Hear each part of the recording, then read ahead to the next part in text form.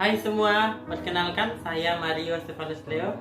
Saya mahasiswa Poltekkes Kemenkes Kupang, jurusan keperawatan. Hari ini saya akan berbagi informasi kepada Bapak Mama semua tentang ASI eksklusif. Apa itu ASI eksklusif? ASI eksklusif yaitu pemberian air susu ibu sedini mungkin setelah persalinan, diberikan tanpa jadwal dan tidak diberi makanan tambahan lain walaupun hanya air putih hingga bayi berumur 6 bulan. Apa manfaat ASI eksklusif? Yang pertama, bagi bayi, mengandung antibodi untuk melindungi bayi dari berbagai penyakit infeksi. Kolostrum melumpuhkan bakteri patogen dan virus pada saluran cerna. Selalu tersedia dengan suhu yang normal.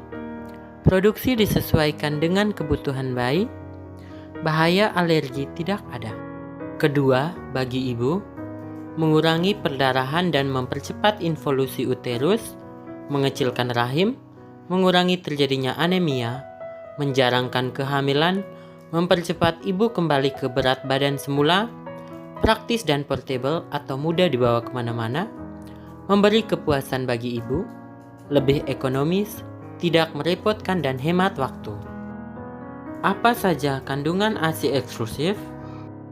Kandungan ASI eksklusif yang pertama, hidrat arang, kedua protein, ketiga lemak, 4 mineral, 5 vitamin, 6 zat pelindung, 7 sel darah putih, 8 karbohidrat. Di manakah tempat penyimpanan ASI? Tempat penyimpanan ASI pertama kulkas, kedua termos, ketiga color bag. Bagaimana cara memberikan ASI perah? Cara memberikan ASI perah. Yang pertama, cuci kedua tangan sebelum memberikan ASI. Yang kedua, ambil ASI di tempat penyimpanan ASI. Ketiga, jika ASI disimpan di kulkas, maka rendamkan ASI dengan air biasa, jangan menggunakan air panas. Keempat, tuangkan ASI ke dalam cangkir yang sudah dicuci bersih dan dikeringkan.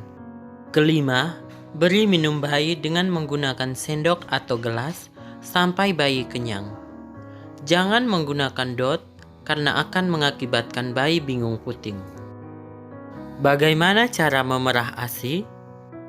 Yang pertama, mencuci tangan hingga bersih. Kedua, siapkan tempat penampung ASI.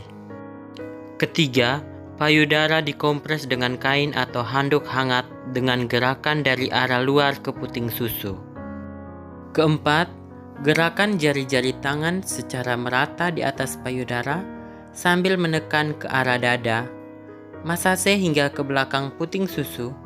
Jangan menekan puting susu karena dapat menimbulkan lecet.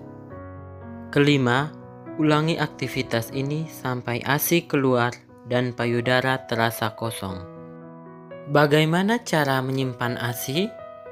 Yang pertama, di udara terbuka atau bebas, ASI dapat bertahan 6-8 jam.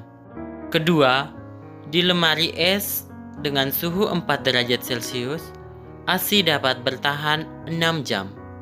Ketiga, di lemari pendingin atau beku dengan suhu 18 derajat Celcius, ASI dapat bertahan 24 jam.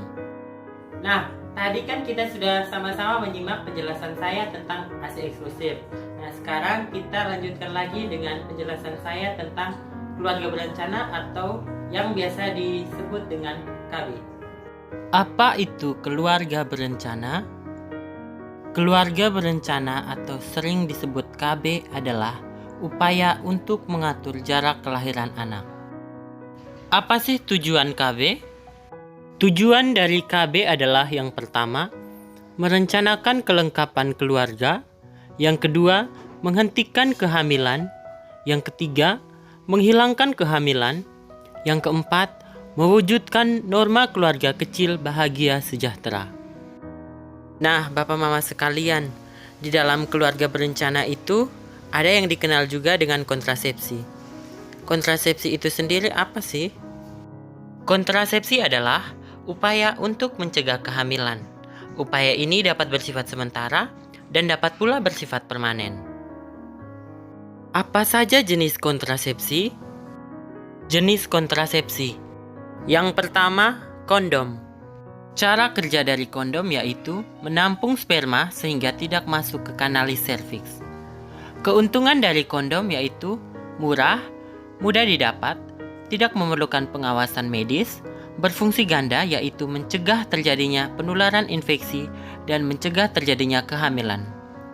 Adapun kerugian dari kondom yaitu kenikmatan terganggu, alergi, dan sulit dipasarkan pada yang berpendidikan.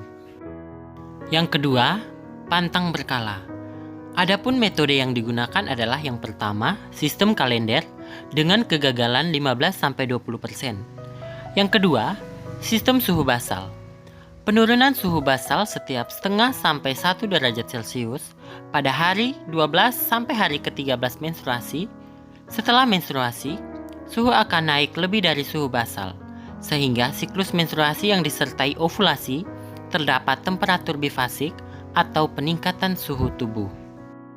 Yang ketiga, senggama terputus. Senggama terputus adalah mengeluarkan kemaluan menjelang terjadinya ejakulasi. Adapun kekurangan dari senggama terputus yaitu mengganggu kepuasan dan kegagalan sekitar 30-35%. Yang keempat, pil.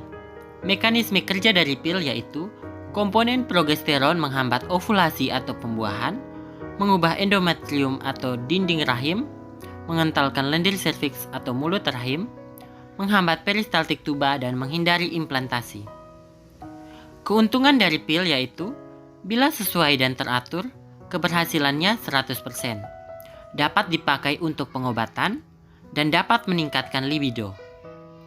Adapun kerugian dari pil yaitu harus minum secara teratur, dalam waktu panjang menekan fungsi ovarium, penyulit ringan yaitu berat badan bertambah, rambut rontok, tumbuh jerawat, mual dan juga muntah, dan mempengaruhi fungsi ginjal dan juga hati.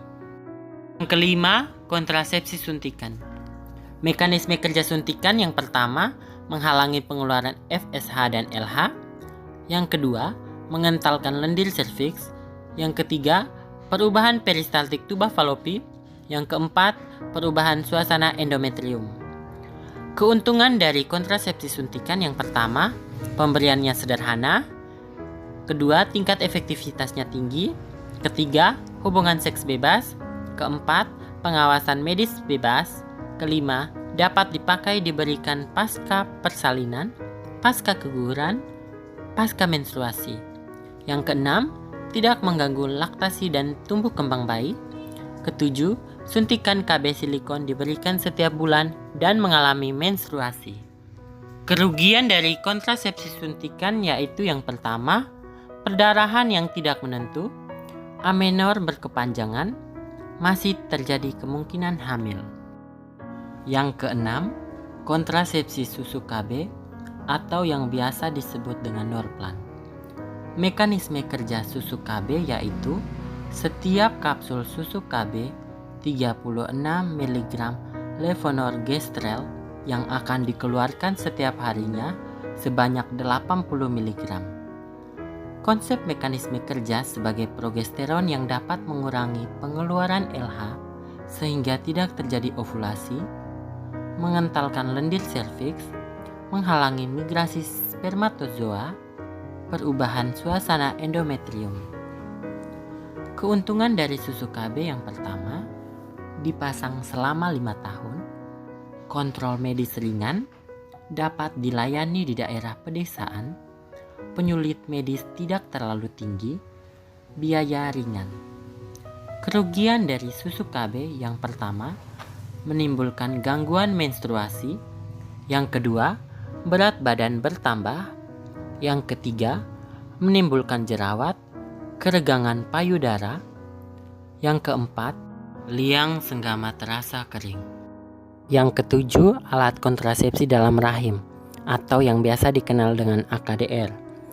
Alat kontrasepsi dalam rahim merupakan benda asing dalam rahim sehingga menimbulkan reaksi benda asing dengan timbunan leukosit, makrofag dan juga limfosit. Alat kontrasepsi dalam rahim menimbulkan perubahan pengeluaran cairan yaitu prostaglandin yang dapat menghalangi kapasitas spermatozoa. Alat kontrasepsi dalam rahim juga dapat mengakibatkan pemadatan endometrium dan juga dapat mengakibatkan gangguan gerak pada spermatozoa. Adapun keuntungan dari alat kontrasepsi dalam rahim yaitu dapat diterima masyarakat dengan baik, pemasangan tidak sulit, kontrol medis ringan, penyulit tidak terlalu besar, pulihnya kesuburan setelah alat kontrasepsi dalam rahim dicabut berlangsung dengan baik. Selain itu, ada juga kerugian dari alat kontrasepsi dalam rahim, yaitu yang pertama, masih dapat terjadi kehamilan dengan alat kontrasepsi dalam rahim in situ. Yang kedua, terdapat perdarahan. Yang ketiga, leukorea. Yang keempat, infeksi. Yang kelima, kemandulan primer, sekunder. Dan juga yang keenam yaitu tali alat kontrasepsi dalam rahim dapat menimbulkan perlukaan porsio uteri dan mengganggu hubungan seksual. Yang kedelapan, kontrasepsi mantap. Ciri-ciri kontrasepsi mantap yaitu relatif permanen, perlu konseling yang mantap, dalam jangka panjang relatif murah. Ada dua jenis kontrasepsi mantap, yaitu vasektomi yang dilakukan pada laki-laki dan tubektomi yang dilakukan pada wanita. Yang kesembilan, kontrasepsi darurat. Kontrasepsi darurat yaitu kontrasepsi yang dapat diberikan pada hubungan yang tidak terlindung dalam waktu 72 jam sampai 7 hari sehingga dapat menghindari kehamilan. Ada dua metode dalam kontrasepsi darurat. Yang pertama, metode hormonal dengan cara kerjanya yaitu menghindari konsepsi, menghindari nidasi, dan mengentalkan lendir serviks. Sedangkan metode yang kedua yaitu metode insersi IUCD dengan cara kerjanya yaitu insersi benda asing yang akan mengakibatkan migrasi leukosit dan juga limfosit dan pemadatan endometrium. Baik Bapak Mama sekalian, itulah video penjelasan dari saya tentang ASI eksklusif dan juga keluarga berencana. Semoga video tadi dapat Bapak Mama jadikan sebagai pembelajaran dan juga dapat bermanfaat dan nantinya Bapak Mama sekalian dapat menerapkannya dalam kehidupan sehari-hari. Sekian dan terima kasih.